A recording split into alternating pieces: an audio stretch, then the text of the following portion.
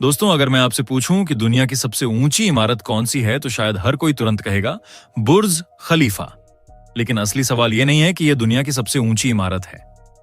असली सवाल यह है कि यह संभव कैसे हुआ, क्योंकि जिस जगह यह टावर खड़ा है वहां पहले सिर्फ टीली रेतीली जमीन थी और इंजीनियरिंग की दुनिया में रेगिस्तान की रेत पर गगनचुंबी इमारत बनाना लगभग असंभव माना जाता है। अगर आप ऐसी जमीन पर बहुत भारी इमारत बनाते हैं तो वह धीरे धीरे जमीन में धंस सकती है। यानी दुनिया की सबसे ऊंची इमारत बनाने से पहले इंजीनियरों के सामने पहला सवाल यही था, क्या यह बिल्डिंग खड़ी भी रह पाएगी? लेकिन इंसान की जिद और इंजीनियरिंग की ताकत ने इस चुनौती को स्वीकार कर लिया। सबसे पहले लड़ाई जमीन के नीचे लड़ी गई। विशाल ड्रिलिंग मशीन्स ने जमीन के अंदर करीब 50 मीटर गहराई तक गड्ढे बनाए। ये लगभग 15 मंजिला इमारत जितनी गहराई होती है, लेकिन जैसे ही रेत में गड्ढा बनता था वह ढहने लगता था। इसलिए इंजीनियरों ने स्लरी नाम का एक खास लिक्विड इस्तेमाल किया जो गड्ढे की दीवारों को टूटने से बचाता है। इसके बाद उन गड्ढों में स्टील का ढांचा डाला गया और उनमें कंक्रीट भरा गया। इस तरह कुल 192 मैसिव फ्रिक्शन पाइल्स जमीन के अंदर डाले गए। यही पाइल्स इस इमारत के पैरों की तरह काम करते हैं और पूरी बिल्डिंग का वजन संभालते हैं। लेकिन सिर्फ पाइल्स ही काफी नहीं थे। इतनी बड़ी इमारत को खड़ा करने के लिए इनके ऊपर एक विशाल कंक्रीट राफ्ट भी बनाया गया। यह स्लैब करीब 3.7 मीटर मोटा था और इसे डालने का काम कंस्ट्रक्शन हिस्ट्री के सबसे बड़े कंक्रीट पोर्स में से एक माना जाता है। करीब 48 घंटे तक बिना रुके कंक्रीट डाला गया, क्योंकि अगर बीच में काम रुक जाता तो पूरी फाउंडेशन कमजोर हो सकती थी। हजारों वर्कर्स दिन रात काम करते रहे और आखिरकार एक ऐसा मजबूत प्लेटफॉर्म तैयार हुआ जिस पर दुनिया की सबसे ऊंची इमारत खड़ी होने वाली थी। लेकिन दोस्तों, यहां एक दिलचस्प और कम लोगों को पता होने वाला फैक्ट भी है। इतनी विशाल इमारत होने के बावजूद यहां ट्रेडिशनल स्ट्रीट एड्रेस सिस्टम ठीक से काम नहीं करता। यहां रहने वाले लोगों का एड्रेस किसी सड़क के नाम से नहीं बल्कि टावर, फ्लोर और अपार्टमेंट नंबर से पहचाना जाता है। आसान शब्दों में कहें तो यह इमारत अपने आप में एक वर्टिकल सिटी है। अब असली चुनौती शुरू हुई, ऊपर की तरफ बढ़ना। 2005 में बुर्ज खलीफा का सेंट्रल कोर ऊपर उठना शुरू हुआ। इसके लिए जंप फॉर्म नाम की सेल्फ क्लाइंबिंग मशीन्स का इस्तेमाल किया गया जो खुद ही ऊपर चढ़ते हुए दीवारें बनाती जाती थीं। इन मशीनों की वजह से कंस्ट्रक्शन की स्पीड इतनी तेज हो गई कि हर 3 दिन में एक नई मंजिल तैयार हो जाती थी। उस समय किसी भी स्काईस्क्रेपर के लिए यह अविश्वसनीय स्पीड थी। लेकिन जैसे जैसे इमारत ऊपर जाती गई, एक नई समस्या सामने आई, कंक्रीट को इतनी ऊंचाई तक पहुंचाना। साधारण क्रेन्स या बकेट से यह संभव नहीं था। तब इंजीनियर्स ने दुनिया के सबसे ताकतवर कंक्रीट पंप्स का इस्तेमाल किया। यह मशीन कंक्रीट को पाइप के जरिए सैकड़ों मीटर ऊपर तक भेज सकती थी। लेकिन दुबई की भीषण गर्मी में कंक्रीट जल्दी गर्म हो जाता था। अगर कंक्रीट ज्यादा गर्म हो जाए तो वह खराब हो सकता है। इसलिए इंजीनियर्स ने एक अनोखा तरीका अपनाया। कंक्रीट के मिक्सचर में बर्फ मिलाई जाती थी ताकि वह ठंडा रहे और ऊपर पहुंचने तक लिक्विड बना रहे। 2007 तक यह इमारत इतनी ऊंची हो चुकी थी कि उसने उस समय की दुनिया की सबसे ऊंची बिल्डिंग का रिकॉर्ड तोड़ दिया। लेकिन असली चुनौती अभी बाकी थी, हवा। 800 मीटर की ऊंचाई पर हवा साधारण हवा नहीं होती। वह हथौड़े की तरह इमारत से टकराती है।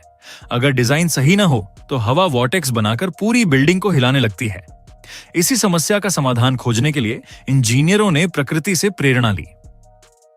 बुर्ज खलीफा का वाई शेप डिजाइन एक डेजर्ट फ्लावर से इंस्पायर्ड है। यह डिजाइन हवा के फ्लो को कंफ्यूज कर देता है और वॉर्टेक्स बनने से रोकता है। और यहां एक और हैरान करने वाला फैक्ट है, इतनी ऊंची इमारत पूरी तरह रिजिड नहीं बनाई जाती। बुर्ज खलीफा को इस तरह डिजाइन किया गया है कि तेज हवा आने पर यह हल्का सा स्वे यानी कुछ सेंटीमीटर तक हिल सकती है। यह सुनने में अजीब लगता है, लेकिन यही फ्लेक्सिबिलिटी इमारत को टूटने से बचाती है। लेकिन दोस्तों, असली चौंकाने वाली बात अभी बाकी है। बुर्ज खलीफा के एलिवेटर्स दुनिया के सबसे तेज एलिवेटर्स में गिने जाते हैं। ये लगभग 10 मीटर प्रति सेकंड की स्पीड से ऊपर जाते हैं, यानी कुछ ही सेकंड में आप दर्जनों मंजिल ऊपर पहुंच सकते हैं।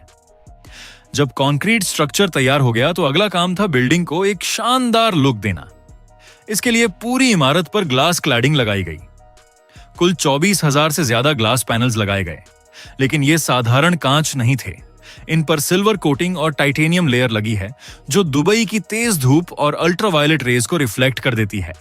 इन ग्लास पैनल्स को लगाना भी बेहद खतरनाक काम था। हर पैनल करीब 750 किलो का था और 6 मीटर लंबा। इतनी ऊंचाई पर तेज हवा में इन्हें लगाना किसी मिशन से कम नहीं था। लेकिन वर्कर्स ने धीरे धीरे पूरी इमारत को चमकते हुए सिल्वर टावर में बदल दिया। दिलचस्प बात यह है कि पूरी इमारत की खिड़कियां साफ करने में लगभग 3 से 4 महीने लग जाते हैं।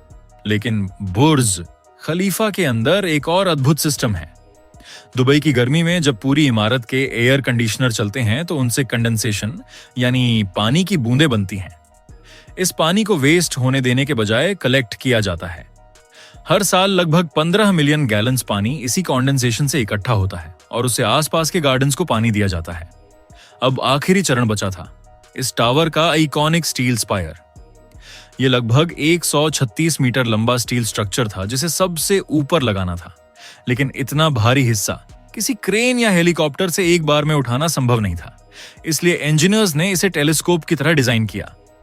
स्पायर के हिस्सों को पहले बिल्डिंग के अंदर असेंबल किया गया और फिर हाइड्रोलिक्स की मदद से धीरे धीरे ऊपर पुश किया गया।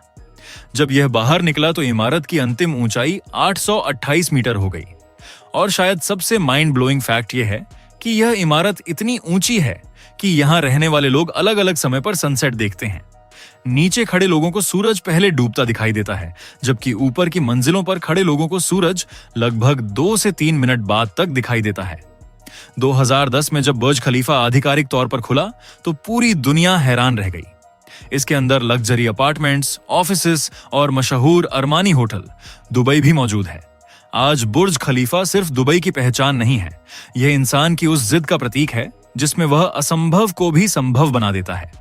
रेगिस्तान की रेत, 800 मीटर की हवा और एक्सट्रीम हीट, इन तीनों से लड़कर इंसान ने 828 मीटर ऊंचा सपना खड़ा कर दिया। अब सवाल यह है, अगर इंसान रेगिस्तान की रेत में इतनी ऊंची इमारत बना सकता है तो आने वाले समय में वह और क्या क्या बना सकता है। अगर आपको यह जानकारी इंटरेस्टिंग लगी हो तो वीडियो को लाइक करें, अपने दोस्तों के साथ शेयर करें और ऐसे ही अमेजिंग फैक्ट्स और इंजीनियरिंग स्टोरीज के लिए चैनल को सब्सक्राइब करना बिल्कुल मत भूलिए।